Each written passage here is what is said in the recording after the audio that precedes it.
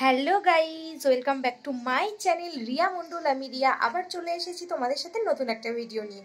আজকে তো নববর্ষ, সকলকে জানাই নববর্ষের অনেক অনেক শুভেচ্ছা। তো আমি সকালবেলা ঘুম থেকে উঠে ঘরে আলপনা দিয়ে নিচ্ছি, আর মা এদিকে পুজোর প্রস্তুতি করছে। তো দেখো, আলপনা আমার প্রায় দেওয়া কমপ্লিট ঘরের ভিতরে। তো মা এখন নতুন জামা কাপড় পরে পুজো শুরু করে দিয়েছে। আর আজকে কিন্তু আমাদের বাঙালিদের প্রতিটা ঘরেই এক ধরনের বিশেষ নিয়ম থাকে, সেটা হচ্ছে দুধ উতলানো। তো আমাদেরও সেই রকমই নিয়ম রয়েছে। তো মা এখন এই নিয়ম পালন করবে। তো নববর্ষের প্রথম দিনটা যদি ভালো যায়, তাহলে আশা করা যেতে পারে সারা বছরটাই অনেক ভালো যাবে। তাই জন্য সবাই কিন্তু প্রথম দিনটা অনেক ভালোভাবে কাটানোর চেষ্টা করে। তো আমরাও তার ব্যতিক্রম নই। তো মা এখন কিন্তু এই রিচুয়ালটা শুরু করে দিয়েছে। এখন পাটখাটি দিয়ে দুধটাকে কিন্তু জাল দিচ্ছে, দুধটা উতলে পড়বে, তারপরেই কিন্তু এই নিয়মটা সম্পূর্ণ হবে। তো দুধটা কিন্তু আস্তে আস্তে উতলে পড়ছে, এই যে দেখো। তো হয়ে গেছে নিয়ম সম্পূর্ণ। এটাই কিন্তু আমাদের সনাতন ধর্মে প্রতিটা বাঙালির ঘরে ঘরে নববর্ষের দিনে এই রকম নিয়মই পালন করা হয়। তো এখন বাইরে এসে গাড়ি, স্কুটি, সাইকেল সবগুলোতে মা পুজো দিয়ে নিচ্ছে। এই দেখো, গঙ্গার জল দিচ্ছে, তারপর পুজো দিয়ে নেবে। ছোটবেলা থেকে দেখে আসছি এই দিনটাতে মা এই রকম নিয়ম পালন করে। আর আজকের দিনে তো প্রত্যেকটা বাঙালির ঘরেই কিন্তু নানান ধরনের খাবার দাবারের আয়োজন হয়েই থাকে। খুব ভালোভাবে দিনটা সেলিব্রেশন করার চেষ্টা করে। তো মা এখন আমাদের ঘরে মেশিন রয়েছে, এটা হচ্ছে সেলাই মেশিন, তো সেখানটাই পুজো দিয়ে নিচ্ছে। তো আজকে কিন্তু অনেক দোকানেও কিন্তু পুজো রয়েছে, নতুন খাতা উদ্বোধন রয়েছে। তো মায়ের পুজো তো কমপ্লিট, আমি প্রসাদটা খেয়ে নিয়ে তারপরে সকালের খাবার খাচ্ছি। এটা হচ্ছে ছাতু, এর মধ্যে চিনি লবণ দিয়ে নিয়েছি, এখন জলটা দিচ্ছি।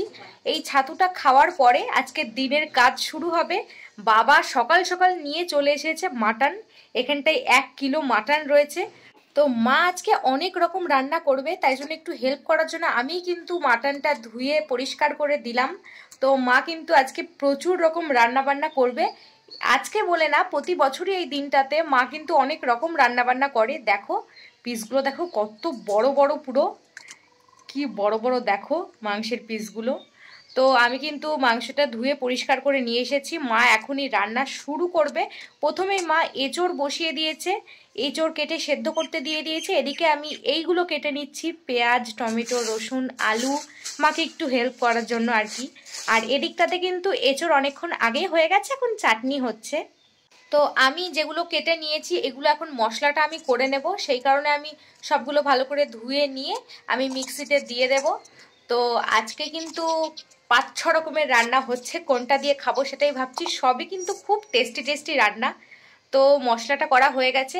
আর আমার সব থেকে ভালো লাগে এই খাসির মাংসের সাথে এই মশলাটাকে মাখানো, ভীষণ ভালো লাগে। মা এর ভিতরে লবণ দিয়ে দিয়েছে, হলুদ, সর্ষের তেল আর যা যা লাগে সবই দিয়ে দিয়েছে। এবার এটাকে আমি খুব ভালো করে মাখাবো। আমার কিন্তু এই খাসির মাংসের সাথে এই মশলাটাকে হাত দিয়ে মাখাতে ভীষণ ভালো লাগে, খুব পছন্দ করি আমি এই কাজটা করতে। মানে আমি আর কিছু করি না করি, যেদিন আমাদের বাড়িতে খাসির মাংস হয় সেদিন এই কাজটা কিন্তু আমারই থাকে। তো আমি এই চর্বিগুলোকে একটু আলাদা করে রাখছি, যখন মাখানো হয়ে যাবে তখন আর আমি চিনতে পারবো না বলে। তো ভালো করে মাখিয়ে নিচ্ছি, দেখো কি ভালো লাগছে না দেখতে। তোমাদের সাথে অনেক দিন হয়ে গেল রান্নার কোনো রেসিপি শেয়ার করা হয় না। এখন ব্যস্ততার মধ্যে থাকি, তাই জন্য খুব একটা বেশি ভালোভাবে ভিডিও তোমাদেরকে দিতে পারি না। তো চেষ্টা করব তোমাদের একটা রেসিপি দেখানোর, খুব সুন্দর একটা রান্নার রেসিপি। তো দেখো আমার মাখানো কমপ্লিট হয়ে গেছে। তো এটাকে আমি কিছুক্ষণ রেখে দেবো, এটা হচ্ছে এরকম থাক, ঢেকে রেখে দিচ্ছি। আর এদিকটাতে কিন্তু মা আলু ভাজা শুরু করে দিয়েছে, আর আমাকে বললো গাছ থেকে একটা পেঁপে পেড়ে নিয়ে আসতে। তো পিছনের দিকেও গাছেও কিন্তু পেঁপে রয়েছে, কিন্তু এটা বড় হয়ে গেছে অনেকটা, পেঁপেটা বড়। তো আমি একটা ছোট্ট দেখে পেঁপে পারবো গাছ থেকে, এটা অনেক লম্বা গাছ, তাই জন্য একটা লগা নিয়েছিলাম। তো পেঁপেটা আমি পেড়ে নিয়েছি। তো এই পেঁপেটা কিন্তু খাসির মাংসের ভিতরে দেবে, কারণ না খাসির মাংসের ভিতরে পেঁপে দিলে কিন্তু ভীষণ টেস্ট হয়, সেদ্ধ হয়ে যায় তাড়াতাড়ি। তো বাবা দেখো দুপুরবেলা কত কিছু নিয়ে চলে এসেছে, 7 আপ নিয়ে এসেছে, দই নিয়ে এসেছে, মিষ্টি নিয়ে এসেছে, শশা নিয়ে এসেছে।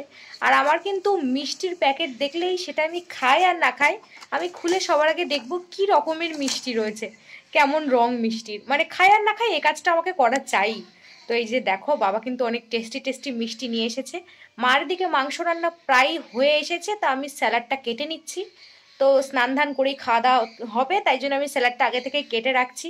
দেখো টমেটো, শসা আর পেঁয়াজ, আর এদিকটাতে মা কিন্তু রান্না কমপ্লিট করেই ফেলেছে প্রায়, তো এখনও আরেকটু হবে। তো আমি স্নান ধান করে নিয়েছি, কখন খাওয়া দাওয়া করবো আর তর সইছে না। তো দেখো আমি সব সাজিয়ে নিয়েছি বাটিতে একটা ফটোশ্যুট করার জন্য। আজকে কি কি হয়েছে বলি তোমাদেরকে। সাদা ভাত রয়েছে, পটল ভাজা, সজনে ডাঁটা, সর্ষে বাটা, এঁচড়, স্যালাড, খাসির মাংসের ঝোল, চাটনি, মিষ্টি রয়েছে, আর দইটা কিন্তু মিসিং রয়েছে। দইটা আমি এখন খাচ্ছি না, তাই জন্য নিইনি। দেখো এখন সবাই মিলে একসাথে খেতে বসেছি, কি অবস্থা চারিদিকে সব খাবার দাবার নিয়ে বসেছি। তো স্পেশাল দিন বলে কথা, সবাই একসাথে খাবো। তো বাবার একটু আগেই খাওয়া হয়ে গেছে, তাই জন্য বাবা উঠে গেছে, আমি মা বোন খেয়ে ঘুমিয়েছিলাম। তো ঘুম থেকে উঠে দেখছি 8:30 বেজে গেছে। তো বাবা দেখো কত মিষ্টি নিয়ে এসেছে, বললাম না আজকের দিনে কিন্তু বাবা প্রচুর মিষ্টি নিয়ে আসে। সব লাড্ডু রয়েছে, আর এখানটায় প্রভুজি সোমপাপড়ি রয়েছে। তো এই সবগুলো একটা একটা করে খাবো, কিন্তু 3টের প্যাকেটই এক, মানে 3টে মিষ্টি একই হবে। দেখো আমার ওঠার আগেই কিন্তু বাড়ির লোকের অনেক খাওয়া দাওয়া হয়ে গেছে, আমি দেখে বুঝতেই পারছি, আর 2টো বাঁচিয়ে রেখেছে আমার জন্য। তো আমি এখন কি করব, এটাই খাই। দেরি করে উঠেছি যতক্ষণ। তো লাড্ডুগুলো কিন্তু বেশ টেস্টি ছিল। তো এই ভিডিওটা আমি এখানেই শেষ করছি। ভিডিওটা ভালো লাগলে লাইক, কমেন্ট, শেয়ার এবং সাবস্ক্রাইব করে দিও। বাই।